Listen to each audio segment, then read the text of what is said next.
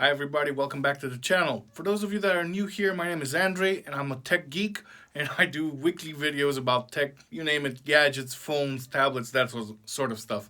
If you're interested into it, click subscribe and join me on the channel so that you don't miss out on any of my videos. Now, today we're going to talk about this week's release of the OnePlus 9 and 9 Pro. Both fantastic devices from OnePlus, but with some caveats, okay? We'll get into that later on. So now the nitty-gritty, the basic stuff. Let's look at some key specs. Both of these phones come with the Snapdragon 888 inside. So great chip, 8 or 12 gigs of RAM, 128 or 256 gigs of storage, non-expandable, there's no card slot on it. They both come with a 120 Hz refresh rate screen, which is pretty good. And critically, they both come with a charger in the box supporting the Warp Charge 65T. I think it's the standard that they call. Anyway, really fast charging. And the fact that the charger comes in the box and there's no extra price for it, that's awesome. Thumbs up from me to OnePlus. I think it's a bit sad that in 2021 we've come to discuss the fact that chargers are included with the phones as a bit of a problem, but this is where the industry is going, so we might as well go with it. Now, the phones are a little bit different. The OnePlus 9 has just 120 Hz refresh rate on its AMOLED screen, which is 6.55 inches. I think it's a flat design, whereas the 9 Pro comes with a curved 6.7-inch AMOLED display, but that critically also has LTPO, which means it can vary its refresh rate from 1 Hz to 120 Hz. So basically, it will optimize the refresh rate of the screen for the content that you're displaying, and this can also help improve battery life because the screen is not always on 120 Hz. It uses less power. Again, both come with OxygenOS, as you've come to expect, and both will be very fast phones. There's no arguing that OnePlus makes some of the fastest phones in the market, and these will be no exception. There are further differences though. The 9 Pro can also charge wirelessly with a 50-watt charger that OnePlus makes, so this is an insane level of wireless charging. The base 9 is limited to just 15 watts, but still pretty good. Some other differences are concerning the cameras. They're branded Hasselblad. If you weren't already aware, because there's a ton of articles on this online, Hasselblad is a Swedish camera manufacturer with 100 years plus of history, so pretty advanced stuff. On these phones specifically, they work together with OnePlus on the color calibration of the devices on the cameras, but that's about it. That's about the length at which Hasselblad had control over the hardware. There's a big promise for OnePlus concerning this though. They're supposedly investing $150 million over the next several years to in this partnership that they have set up with Hasselblad. So they're gonna create some research and development facilities specifically for camera research, which I guess is great news going forward, you know? But the implication that Hasselblad has in this particular generation is a little bit limited. There's basically a lot of marketing and branding and maybe some involvement on the color calibration aspect of things, but that's about it. More also on the camera front, nominally the 9 has a triple camera setup and the 9 Pro has 4 cameras, but in reality the 9 is basically a dual camera phone and the 9 Pro is a triple camera phone because the 4th sensor on the 9 Pro and consequently the 3rd on the base 9 is a 2 megapixel monochrome sensor. The purpose of this particular sensor is basically to add, if I understood it correctly, it's basically to add details to the shots that you take with your main camera. Now, I got a problem with that because one, from a technical aspect, it's a 2 megapixel sensor and the main camera sensors are like 48 megapixels or something like that. Exactly how much detail can a 2 megapixel sensor add to that already? Well, okay, maybe. But the second question is, who uses this? I mean, over the past 5 years, if I think about it, I took like maybe 10 black and white photos, maybe. I don't know. Do you guys take more black and white photos? Is this type of monochrome sensor of any use to you? Or just like me, you treat it pretty much as an afterthought? Regarding those cameras, reading reviews and watching videos from creators that I trust, such as MKHBD, we can say for sure that the cameras are flagship grade in quality, but they're not quite there yet. They're not on the level of Samsung's or Google's Pixels phones or Apple's iPhones. But they're very close. So OnePlus has continued to make progress on its cameras. Now on to the bad stuff, because unfortunately there is quite a little bit more to discuss here. Yeah. At least according to me. I don't know. Maybe you guys think differently. But my biggest gripe with these phones is the pricing. So the price on OnePlus phones keeps going up year over year. For instance, the Pro version is about $70 more than last year's 8 Pro. On the base 9, it's about $30 to $40, I think, more expensive than last year's 8.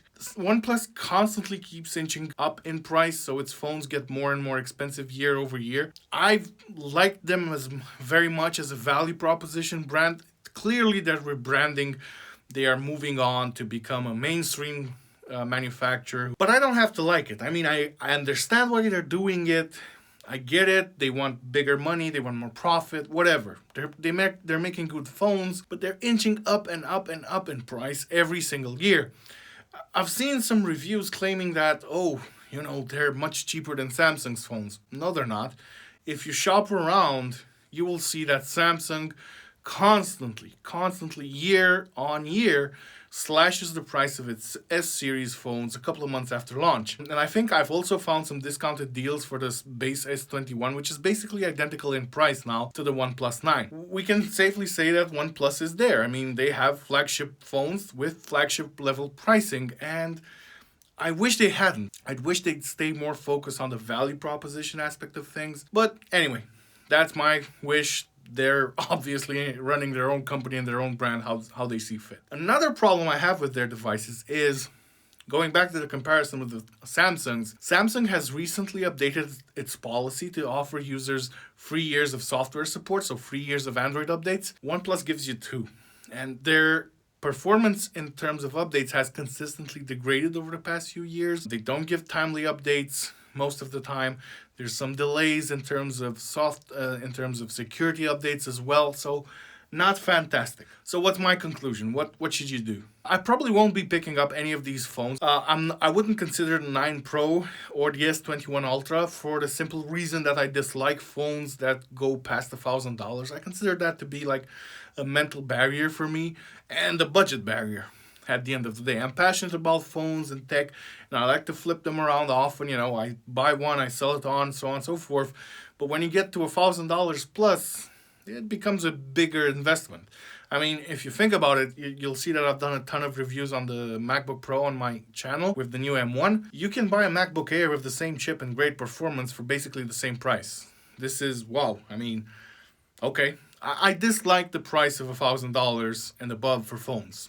Simple as that. Because put it into perspective, this phone will be flagship for like 6, 7, 8 months. Remember that OnePlus launches the T variant of the phones somewhere towards the later half of the year. So yeah, that's one. And 2, there's going to be a new flagship next year. Regardless if it's Samsung, OnePlus, Apple, or whatever, there's a new $1,000 plus flagship each year. And I think that's a little bit too expensive. If you want the best performance that OnePlus has to offer with cameras that come very, very close to the top, yeah, the 9 Plus is a great purchase. But for me, I would actually look at the base OnePlus 9, the 8 gig variant, which starts at $729, I think, US dollars, and it's $719 here in Europe, in euros. Why? Well, there's a very compelling case where this phone makes total sense. And that's here in Europe, actually. Because we don't get Samsung's phones with the Snapdragon chips inside. We get them with the measurably worse Exynos variants. Don't believe me? You don't have to. Just watch a video that I'll link, I think up here or in the description, done by Mr. Who's the Boss, another YouTuber I greatly appreciate. He compared them again this year, the S21 with the Exynos chip and the S21 with the Snapdragon chip. And guess what? Measurably, the Exynos version was worse. So if you're in Europe and you want the Snapdragon 888 and the performance that comes with that, go for the OnePlus 9. Again, I think the base model is where most of the value is. It has a little bit worse main camera sensor than the 9 Pro, but I'm gonna do a little bit of a comment here. Cameras have come a very long way over the past, 3-4 years. If you look at a phone from like 5 years ago, the camera is complete trash compared to today's phones, right? So the cameras are getting to a level where they're really, really good. And OnePlus's cameras are improving year over year. Again, I've said earlier that they're not quite flagship level on that aspect, at least on par with the Samsung S series or Apple's iPhones or Google's Pixels. But the main takeaway is that OnePlus is very, very, very close. If you're taking photos in good lighting conditions, like most of us do, they're going to be perfectly fine. So discount the part that the cameras are not fantastic.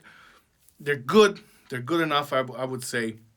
The performance is what these devices have always been known for. OnePlus always makes devices that are very quick, very snappy, and these will probably be no exception. But I think the OnePlus 9, the base variant, is a great option. If I were looking to buy an Android phone and I wanted that kind of performance for, I don't know, gaming, everyday usage, I would be a big fan of OnePlus here, with the caveat that A, pricing keeps going up, which is bad, at least in my opinion. And B, remember that OnePlus only gives you 2 software updates for the phone, so 2 major Android versions. It's already launched on Android 11. Remember that Android 12 is coming around the summer or something like that, and Android 14 next year. After that, you're done. So with that being said, what do you guys think? Would you be interested in these phones? Do they look interesting to you? Would you spend your money on it? Leave that in the comments below. Thank you for watching, and I'll see you next time.